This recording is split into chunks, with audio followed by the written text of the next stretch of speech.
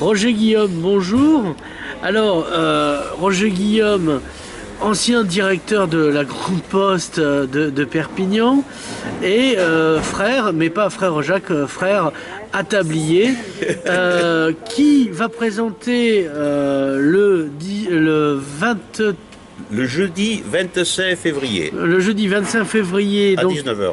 Sous l'égide de la loge L'Olivier et le Laurier, à moins que ce soit l'inverse, C'est l'inverse. Le Laurier et l'Olivier, une conférence sur le déclin et la chute de l'Empire romain.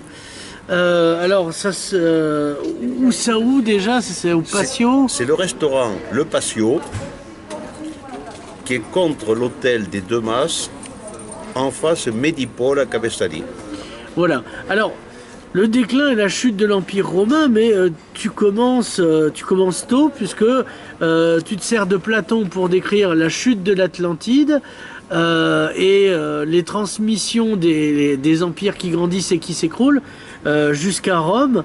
Et donc Rome dans son intégralité, puisque tu vas jusqu'à la chute de Constantinople à la fin de la conférence en 1453. Donc c'est une réflexion en fait au travers de l'histoire, si je puis m'exprimer, sur croissance et chute, non? Zénith nadir, si on peut dire. Disons que je vais rester sur le plan historique. Je ne ferai pas obligatoirement des parallèles. Chacun pourra en penser ce qu'il veut. Donc, alors c'est pourquoi c'est important finalement de parler. Qu'est-ce qui nous touche encore chez Rome? Outre qu'on en a encore quelques lois, qu'on en a quelques us, etc., sans le savoir, hein, on est des Monsieur Jourdain de Rome. Qu'est-ce qui fait sens avec Rome? Moi, je pense que les Romains, que ce soit les Romains de Rome ou ensuite les Romains de Constantinople, oui, des Romains grecs un peu. Les Romains grecs, les Byzantins, appelons-les comme ça, ce sont nos contemporains. Ils sont nous-mêmes. Très peu de choses ont changé sur le plan de la psychologie et de la psychosociologie des individus. Voilà. On peut se retrouver beaucoup dans les Romains. N'oublions pas qu'eux-mêmes se croyaient immortels, en quelque sorte. Ils pensaient être l'aboutissement de l'histoire et qu'ils étaient, comment dire, le mieux qui pouvait exister. Ouais. Donc ce qui fait que... Donc les Romains finalement étaient postmodernes et avaient repris à leur compte la phrase qui n'avait pas encore formulée de Francis Fukuyama qui disait on est arrivé à la fin de l'histoire. C'est ça, pour eux l'histoire était finie, et à Rome bien sûr, et puis ensuite à Constantinople encore plus.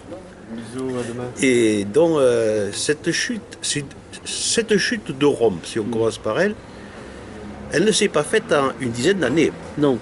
Elle s'est étagée sur un siècle, au moins un siècle, ce qui fait que les gens ne se sont pas sentis chuter. Oui, voilà. Voilà.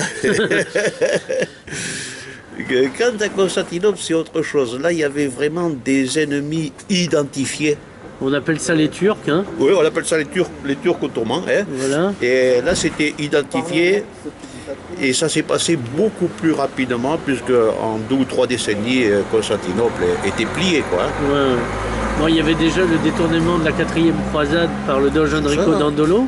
Alors, oui, la 4e croisade avait donné lieu à, comment dire, l'empire byzantin était passé pendant 2 décennies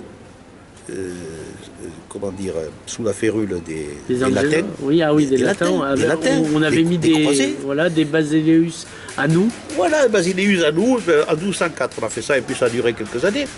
Et puis, au XVe siècle, au XIVe siècle plutôt, un aventurier de Lloret de Mar, Roger Desflores, voilà, a réussi, en séduisant la fille de l'empereur, à se faire nommer mégaduc. Ouais. Il n'était que numéro 5 dans l'Empire, mais il avait des aspirations aussi. Voilà, c'est un peu comme les vice-présidences de la région, quoi. Il y en avait plein des vice-présidents. Là, il y avait plein de mégaducs, il n'était que le 5e. Voilà. Et celui-ci, c'était un mégaduc catalan. Voilà. Donc, formé par les Templiers, Oui. Il y a une fameuse bataille où il détourne le cours d'une rivière pour noyer ses adversaires. Et donc il arrive où? Parce qu'il est fort, ce Roger de Fleur. Donc il forme une compagnie qu'on appelle les Almogavars. Les Almogavars. Ce qui veut dire en arabe les intruders, ceux qui font des intrusions.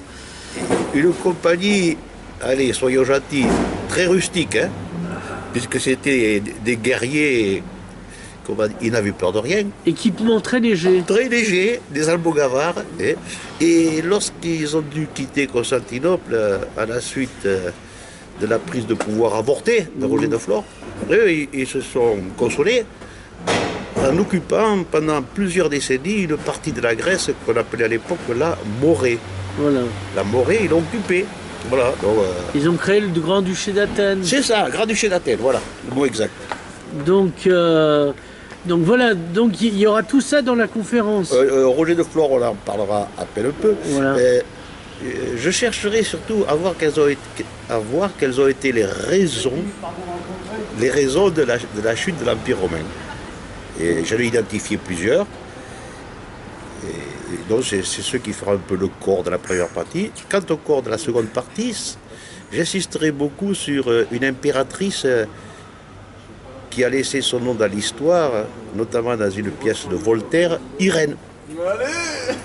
Et je parlerai bien sûr, dans cette seconde partie, je parlerai de la bataille, de la guerre des images, des icônes. Voilà. Et voilà. Donc voilà. Alors, on rappelle que ça se fera, comment ça s'appelle? Le jour, c'est le 20... Jeudi 25 février, à 19h, le restaurant Le Patio. Voilà. Roger Guillaume, merci.